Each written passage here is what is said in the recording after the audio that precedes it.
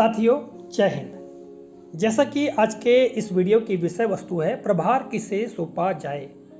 साथियों, इस बिंदु पर चर्चा करते हुए हम सामान्य प्रशासन विभाग मध्य प्रदेश शासन के पत्र पर चर्चा करेंगे। जैसा कि आप इस पत्र को यहाँ पर देख रहे हैं और साथियों यह पत्र आज से लगभग 24-25 वर्ष पुराना है।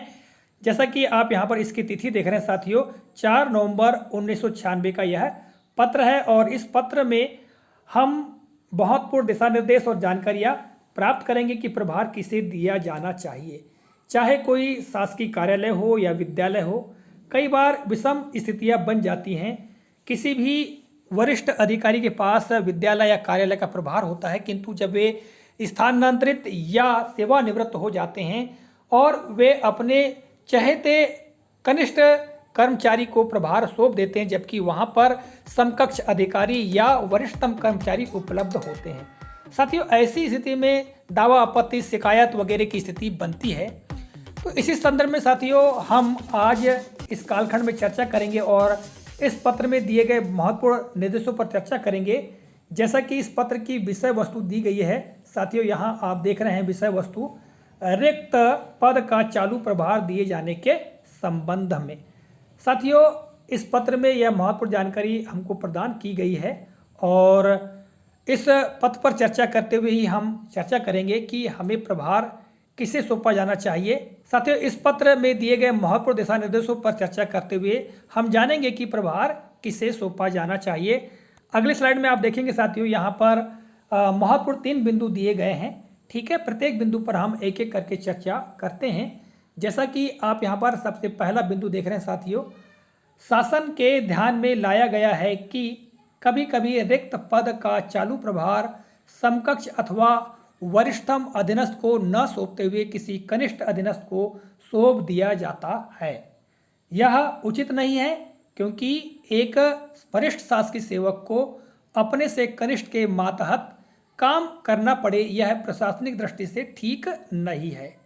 साथियों, जैसा कि हमने प्रारंभ में चर्चा की और यहाँ पर स्पष्ट कर दिया गया है कि कई बार ये होता है कि रिक्त पद का जो चालू प्रभार है वो या तो समकक्ष जो अधिकारी कर्मचारी है उसको सौंपना चाहिए या उस कार्यालय या विद्यालय के वरिष्ठतम शिक्षक या कर्मचारी को प्रभार सौंपना चाहिए। किंतु स्थिति विपरीत हो जाती हैं और जिसके पास प्रभार होता है वे अपने चहेते या जिनको वे चाहते हैं कि उनको प्रभार दिया जाए, कनिष्ठ कर्मचारी को प्रभार सौंप देते हैं, जो कि ये ठीक नहीं है। क्योंकि यहाँ कहा गया है कि एक वरिष्ठ शासकीय सेवक को अपने से कनिष्ठ के नीचे या अधीनस्थ रहकर काम करना पड़े, यह प्रशासनिक दृष्टि से ठीक नहीं है।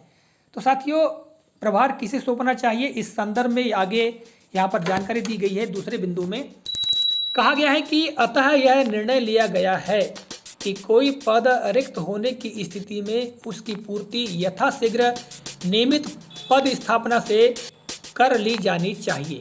जहां रिक्त पद का चालू प्रभार देने की स्थिति निर्मित हो, वहां पर ऐसा प्रभार नियंत्रणकर्ता अधिकारी की स्थापना में कार्यरत किसी ऐसे शासकीय सेवक को रिक्त पद के समकक्ष पद पर कार्यरत है अथवा सामान्यतः ऐसे वरिष्ठतम शासकीय सेवक को जो रिक्त पद से निम्नतर पद पर कार्यरत है सौंपा जाना चाहिए। परंतु यदि किसी विशेष कारण से इस स्थिति से हटकर व्यवस्था की जाना वांछनीय हो, तब नियंत्रणकर्ता अधिकारी द्वारा अपने वरिष्ठ अधिकारी से आदेश प्राप्त किया जाना चाहिए।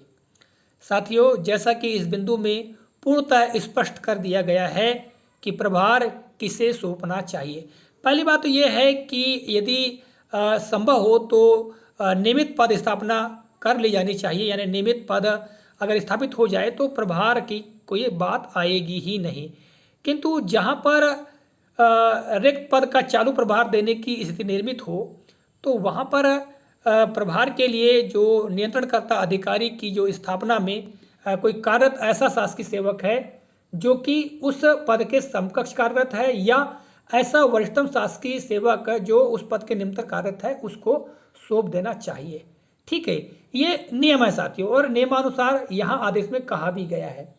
और जैसा कि यहाँ पर आगे कहा गया है कि यदि ऐसी स्थिति बनती है कि जो समकक्ष कर्मचारी या अधिकारी या वरिष्ठतम कर्मचारी अधिकारी योग्य नहीं है या उस पद का प्रभार निर्वहन करने की स्थिति में नहीं है, तब ऐसी स्थिति में यदि कनिष्ठ कर्मचारी को प्रभार दिया जाना हो, तब नियंत्रणकर्ता अधिकारी द्वारा अपने से वरिष्ठ अधिकारी से आदेश प्राप्त कर लेना चाहिए और उनको सारी स्थिति से अवगत कराते हुए यह आदेश प्राप्त करना चाहिए। इसके पश्चात ही वे अपने अधीनस्थ कनिष्ठ कर्मचारी को वे प्रभार दे सकते हैं। यहाँ पर स्पष्ट कर दिया गया है। और तीसरे बिंदु में कहा गया साथियों, कृपया उपरोक्त निर्देशों का कड़ाई से पालन सुनिश्चित किया जाए। साथियों, इस पत्र में जो महत्वपूर्ण जानकारी दिशा निर्देश प्रदान किए गए हैं, इस संदर्भ में हमने चर्चा की और यह हमारे लिए बहुत ही महत्वपूर्ण है, क्योंकि कई बार हमारे विद्यालयों में, कार्यालयों में ऐसी स्थितियां अक्सर बनती ही है। तो साथियों, इसके दृष्टिगत ही जब भी हमको प्रभार लेने या देने की बात आती है तो हम प्रभार ले दे सकते हैं। साथियों, यदि आपको इस पत्र को अर्थात इस दिशा निर्देश को डाउनलोड करना है तो मैंने इसके लिंक इस वीडियो के डिस्क्रिप्शन बॉक्स में देकर रखा है। आप वहां से डाउनलोड कर सकते हैं और इस पत्र को अपने पास में रख सकते हैं। जब कभी भविष्य में ऐसी कोई स्थिति बनती है तो आप पत्र को प्रदर्शित कर सकते हैं, शो कर सकते हैं, जैसा कि यह पत्र दिया गया है। तो साथियों, आज के कालखंड में मैंने जो जानकारी आपको इस पत्र के माध्यम से प्रदान की है, यह आपको काफ़ी उपयोगी और महत्वपूर्ण लगी होगी। मिलते हैं अगले कालखंड में पुनः किसी नए प्रकरण, नई जानकारी के साथ। तब तक के लिए नमस्कार, जय हिंद, वंदे मातरम।